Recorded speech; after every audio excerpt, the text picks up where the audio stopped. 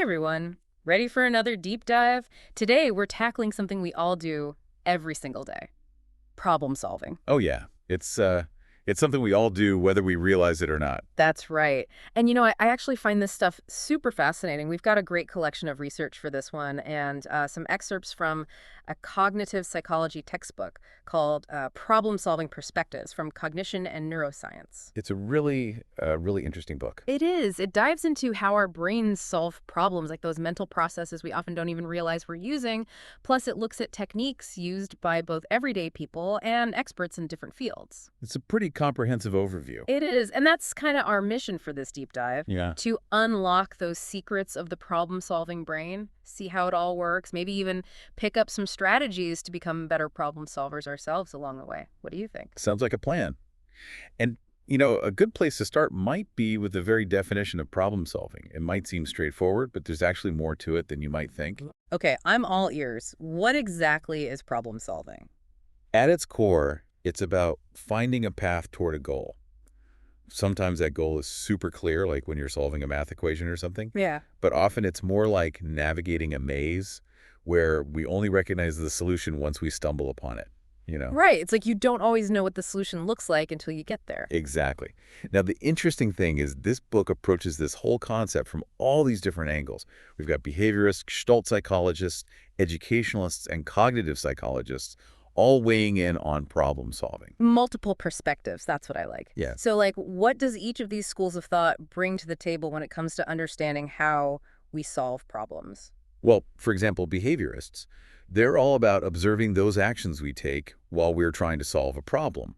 They're focused on how we learn from our attempts, whether they're successful or not, and how those experiences end up shaping our strategies for the future. So it's like learning from our mistakes. Like, okay, that didn't work. Let's try something else. Right, exactly. Then you have the Gestalt psychologists, who were really into those aha moments, those moments where our thinking suddenly restructures. We see the problem in a whole new light, and the solution just clicks into place. Oh, I love those aha moments, like a light bulb going off in your head. What's happening in our brains when we experience that shift in perspective? Well, to understand that, we need to take a look at how the book actually categorizes different types of problems. It introduces the concepts of knowledge lean versus knowledge rich, and then well-defined versus ill-defined problems. Okay, so break it down for me. Knowledge lean problems are those where we don't need a ton of background information. Exactly. Think of something like a simple riddle or a logic puzzle. You don't need specialized knowledge to crack the code. Yeah. On the other hand, knowledge-rich problems like diagnosing a medical condition or something, Right. those require a ton of prior knowledge. Got it. So that's knowledge lean versus knowledge rich. What about well-defined versus ill-defined? Okay, so imagine you're baking a cake. You've got your recipe, ingredients, and steps to follow, right? Right. That's a pretty well-defined problem. Okay. The goal and how to reach it are super clear. Now, contrast that with something like planning a career change. Oh, yeah. No set recipe there, and the solution's probably going to be different for everyone. It's much more ill-defined. That makes a lot of sense. And I'm already thinking about times I've used different approaches for those different types of problems.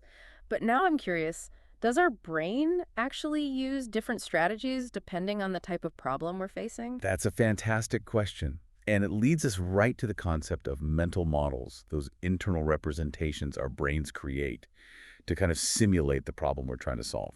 Are you familiar with the Tower of Hanoi puzzle? I am, yeah. It's that one with the discs and the pegs, Yeah, right? exactly. It's a classic example of how we create these mini simulations in our minds. Oh, I've spent way too much time trying to solve that puzzle. But it is kind of like our brain is running its own little virtual reality show dedicated to solving it. Yeah, exactly.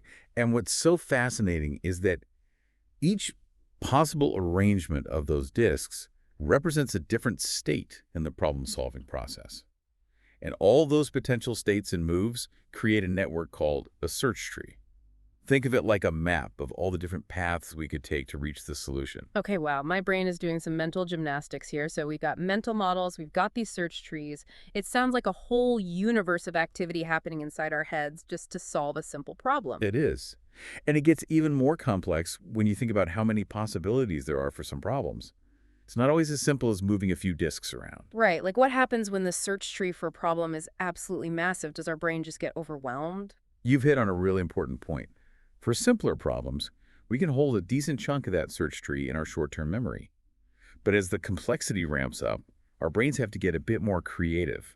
Okay, so how do we not get lost in that mental maze? How do our brains even begin to tackle problems with so many possibilities?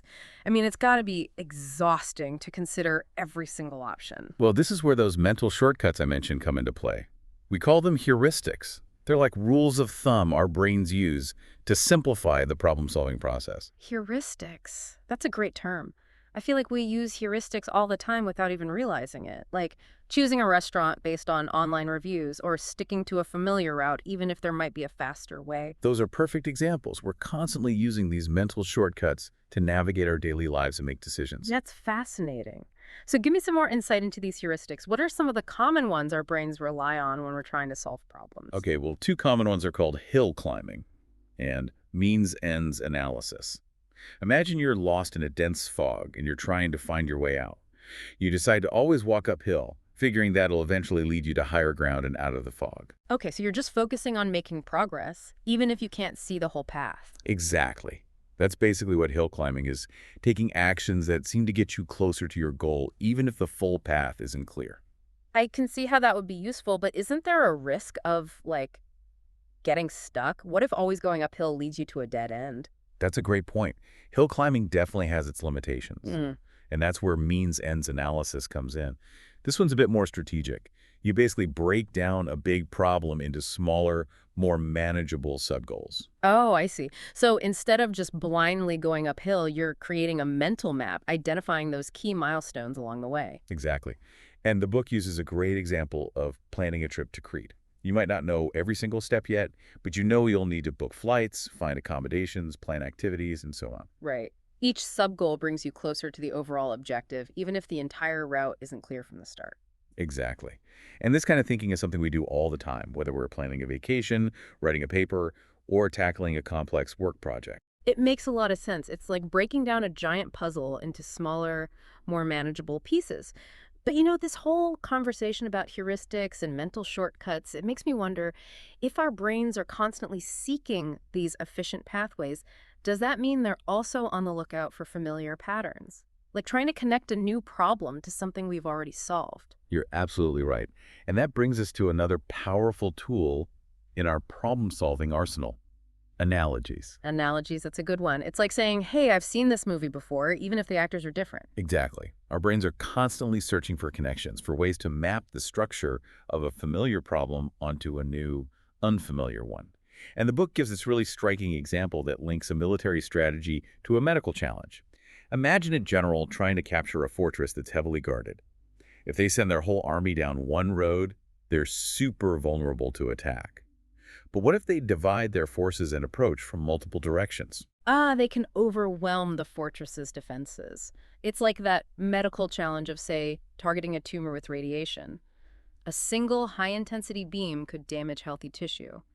But if you use multiple lower-intensity beams from different angles... You can precisely target the tumor while minimizing damage to the healthy tissue around it. Wow, that's an incredible connection. It's amazing how our brains can find these links between seemingly unrelated things. Yeah, and that's the power of analogical reasoning. It allows us to tap into existing knowledge and apply it to new situations. That's fascinating, but I wonder, can relying too heavily on analogies backfire? Like, what if we miss key differences between the current problem and the analogy we're using? That's a great point. Analogies can be super helpful, but we have to be careful not to get too carried away. We need to be mindful of their limitations and avoid imposing unnecessary constraints from the analogy onto the new problem. This is all really fascinating stuff, but honestly, I'm starting to feel a bit overloaded. We've got mental models, search trees, heuristics, analogies. It's like my mental bandwidth is maxed out.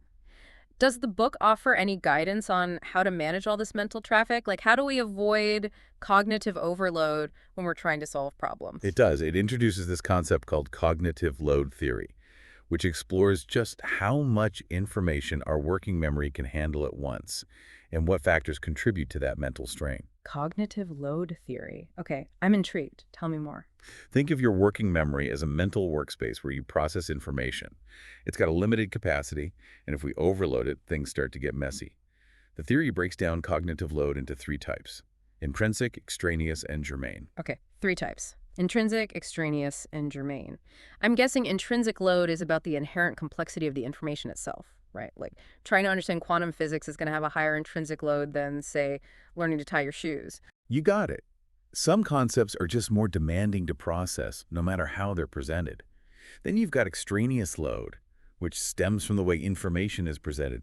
Think about those convoluted instruction manuals or presentations crammed with unnecessary details that make it way harder to grasp the important stuff. So extraneous load is like mental clutter, distracts from what's essential. What about germane load? Is that the good kind of load? Exactly. Germane load is the mental effort we put into really understanding the material, making those connections, and building those mental frameworks, those schemas we were talking about earlier. Ah, so it's about actively engaging with the information, not just passively absorbing it. Precisely. And this is where it gets really interesting. If we're bombarded with too much extraneous load, it drains those mental resources and leaves us with less capacity for germane load, the kind that leads to real learning and effective problem solving. It's like trying to have a deep conversation in a loud, crowded room. So much energy goes into filtering out the noise that you can't even focus on the conversation itself. Oh, that's a perfect analogy. It reminds me of that time I tried to assemble furniture with these awful instructions, pictures missing, steps out of order. I swear I spent more time deciphering those instructions than actually building the furniture. Talk about cognitive overload. Exactly. It's incredibly frustrating. And if we zoom out to the bigger picture, reducing that cognitive overload is absolutely key to becoming more effective learners and problem solvers. So all those teachers who stressed clear, well-organized notes, they were really onto something. Less clutter, more brain power. But it makes me wonder, can we actually train our brains to handle a heavier cognitive load, or are we just stuck with a certain capacity? That's a great question. While our working memory definitely has its limits, there are strategies we can use to make the most of those mental resources. Okay, I'm all ears. Give me the brain-boosting tips. How do we maximize our mental horsepower? One key strategy is minimizing that extraneous load. Think clear diagrams, breaking down complex information into smaller chunks, and minimizing distractions as much as possible. Another powerful technique is building up those schemas, those mental frameworks that help us organize and connect information. So the more we learn, the better we get at integrating new information, making those connections, and ultimately handling a heavier cognitive load. It's like building mental muscle. You got it. And speaking of mental muscle, that leads us perfectly to our next topic, the journey from novice to expert. Ah, yes. The path to mastery. How do we actually level up our problem-solving skills? Is it just about time and practice, or is there more to it? There's definitely more to it than just putting in the hours. The book digs into different models of expertise acquisition, two of which are ACTR and the Dreyfus model. Okay, hit me with the details. I'm ready to expand my mental model vocabulary. So ACTR stands for Adaptive Control of Thought Rational. It's a cognitive architecture that simulates how we acquire procedural knowledge through experience. Think of it as a model for how we learn new skills, kind of like learning to ride a bike. Okay, I'm following so far. At first, you're consciously thinking about every step, but with practice, it becomes automatic, like it's proceduralized in your brain. Right, becomes second nature. What about the Dreyfus model? How does that explain expertise development? The Dreyfus model outlines 5 stages of skill development, from novice all the way to expert. It starts with the novice stage, where you're really reliant on rules and instructions. Think of someone learning a new instrument. They're focused on the notes, the fingerings, but not really on the musicality yet. So it's like they're just trying to get the mechanics down? Exactly. Then you move to the advanced beginner stage, where you start to recognize patterns and develop a bit of intuition. So it's like they're starting to feel the music a little more. Right. Then we have the competent stage, where you can plan and execute tasks more independently, but still rely on conscious decision-making. Then things get even more interesting at the proficient stage.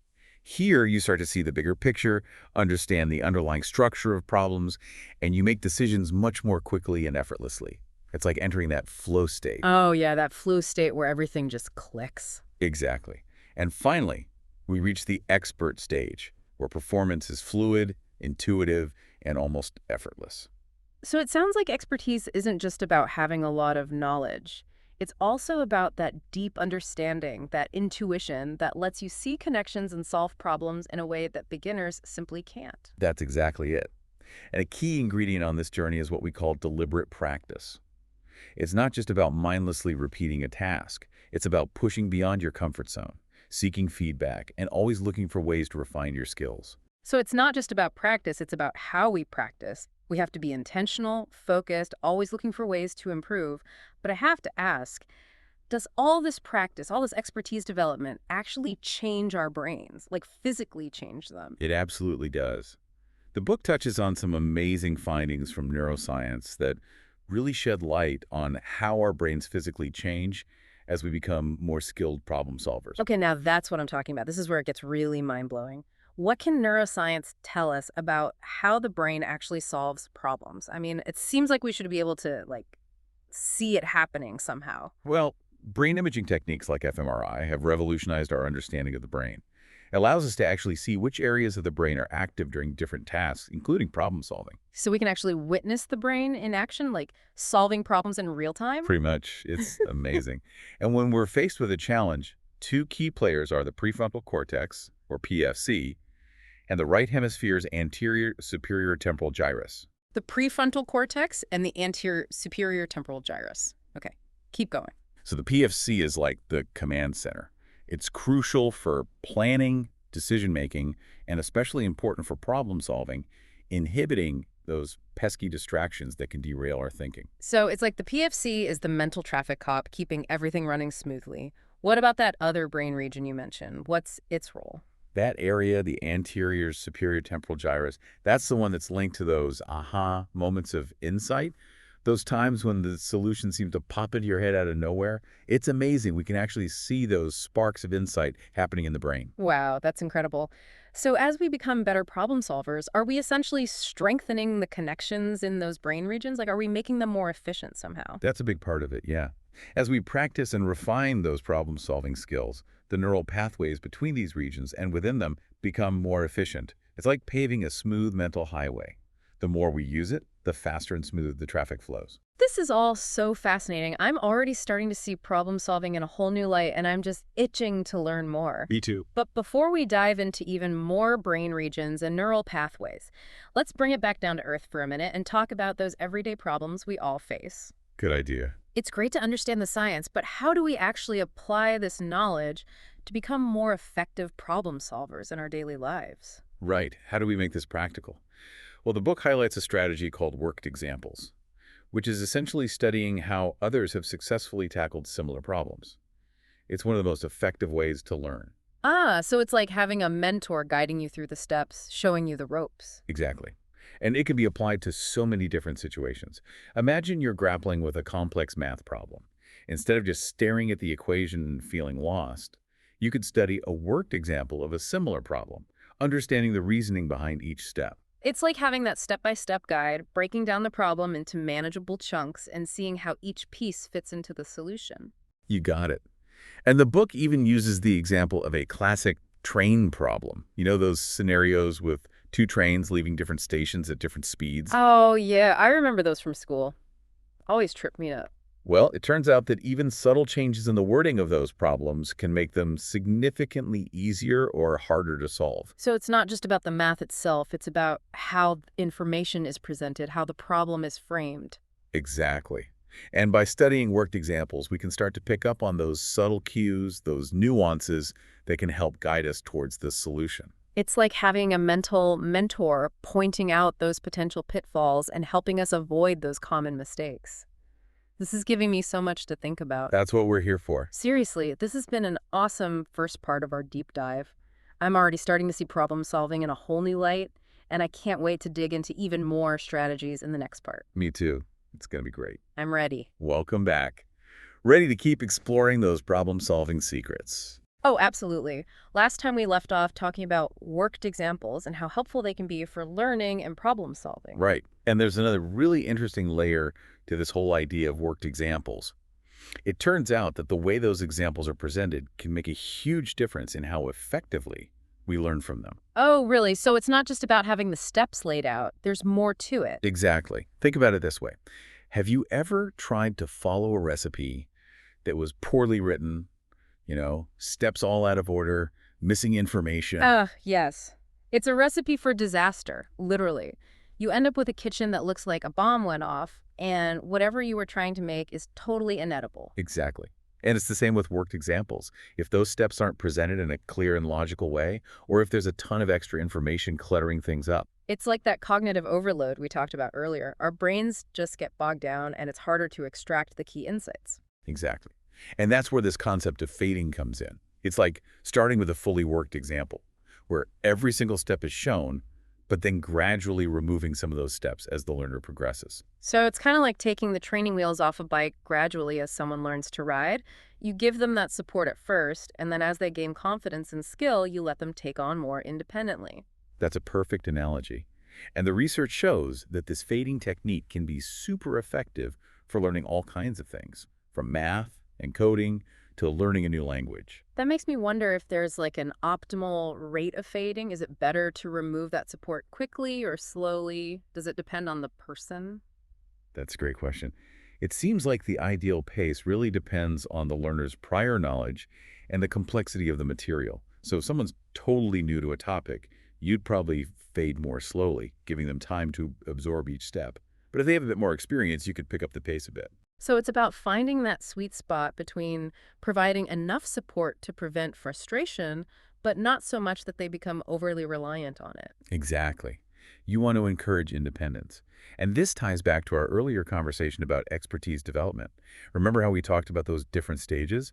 As learners progress through those stages, they need less and less explicit support. Right, right.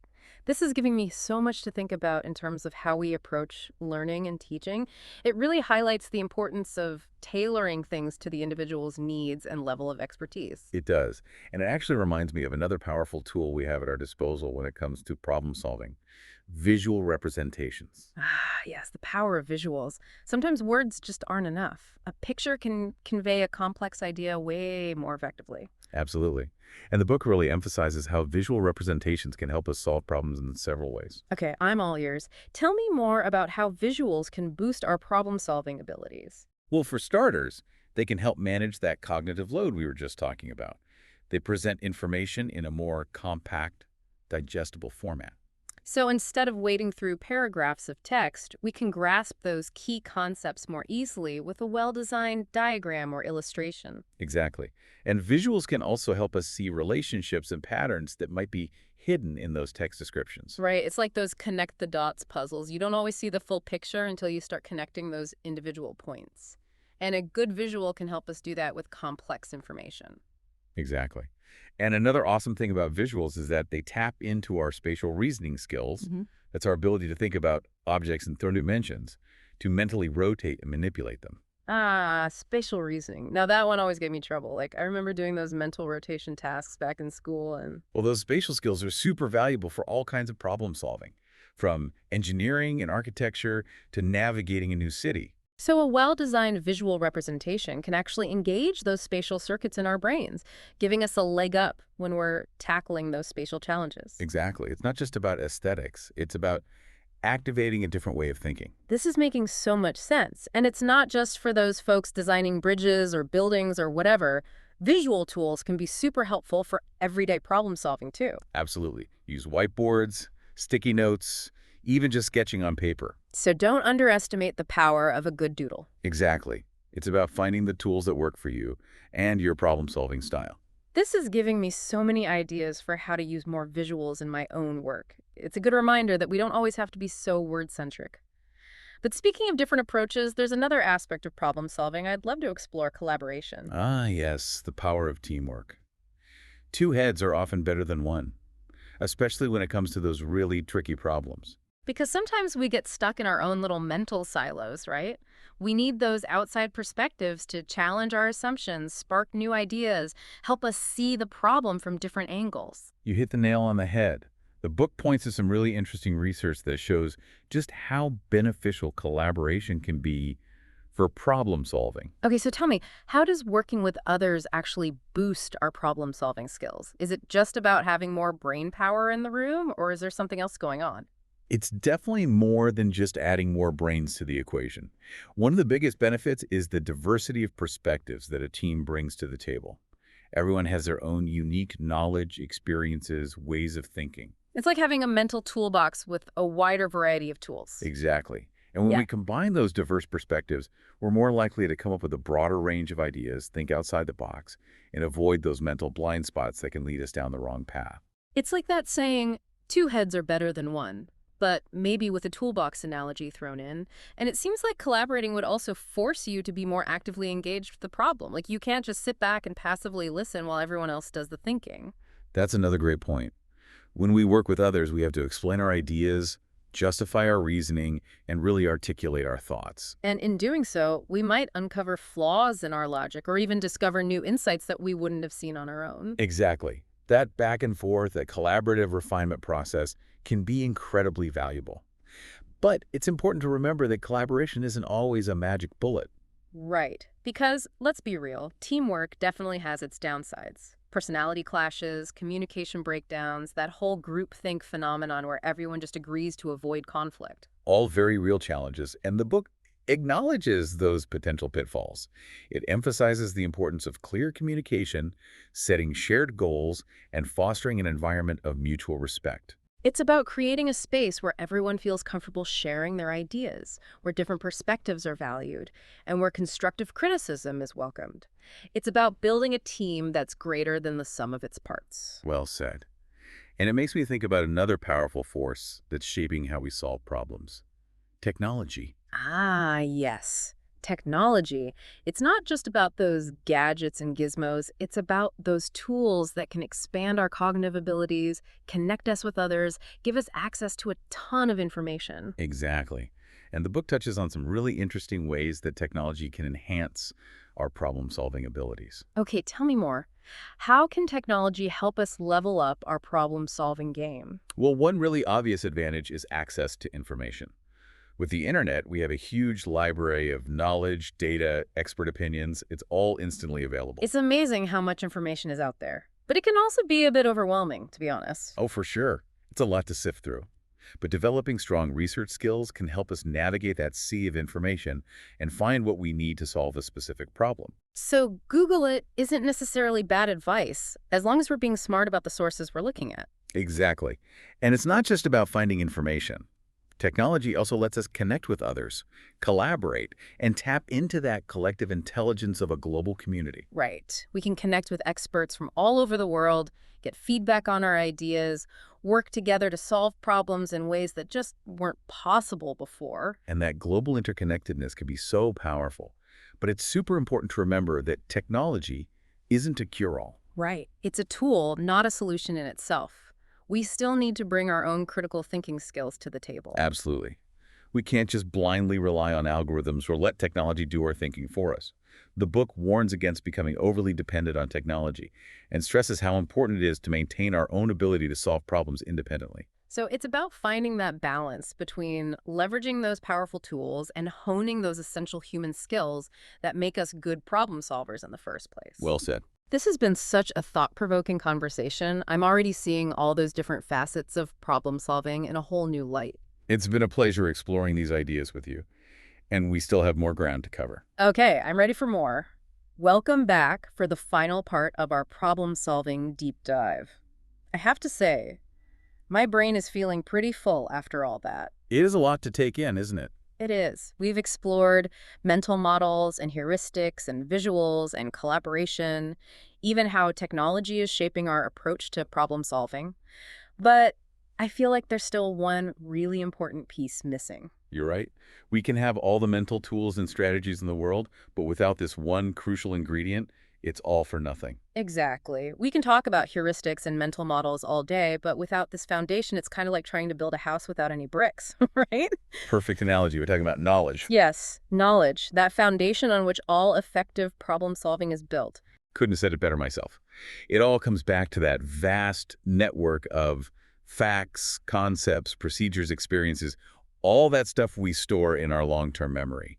It's the raw material we use to build those mental models, the fuel for our heuristics, the database from which we draw those analogies. It's like, I can remember all those times I've tried to tackle a problem in an area I knew nothing about.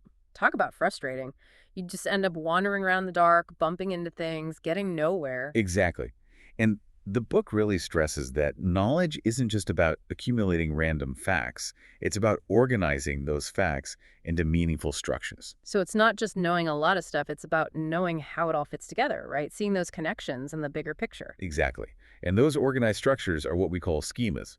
And they're super important for efficient problem solving. They help us quickly recognize patterns, make inferences, and pull up the right information from our memory banks. So it's like having a well-organized library. You can easily find the book you need because you understand the system. Perfect. And the more developed those schemas are, the better we become at processing information, making connections, and ultimately solving complex problems. It's like a positive feedback loop, right? Exactly. The more we learn, the better we become at solving problems. And as we solve more problems, we keep learning and refining our understanding. Okay, now that's encouraging. It means we're not stuck with some kind of fixed limit for how much we can learn or how good we can become at problem solving. We can keep growing. Absolutely. Learning's a lifelong journey. I love that. So let's bring it all home. What are some key takeaways from all this? How can we put these insights into action and become better problem solvers in our everyday lives? Well, I think one of the most important things is to embrace that idea of lifelong learning. Never stop being curious. Explore new ideas and keep expanding your knowledge base. I'm definitely on board with that. There's always something new to discover. Exactly. Yeah. But it's not just about passively taking in information. You have to actively engage with it. Ask questions, challenge assumptions, connect new knowledge to what you already know. Be an active participant, not just a passive recipient. It's like the difference between reading about a place and actually traveling there. The experience is so much richer when you're actively exploring, engaging with the environment, and making those personal connections. Exactly. And another super important takeaway is to cultivate a growth mindset. Believe that your abilities can grow and that you can always learn and improve. So it's about embracing those challenges, not being afraid to make mistakes, and seeing setbacks as opportunities for growth. Exactly. That kind of mindset is crucial for really developing your problem-solving skills and reaching your full potential. This whole conversation has been so enlightening. I feel like I have a totally new perspective on how my brain works and how I can approach those tricky problems. Me too. And, it's not about being some kind of genius.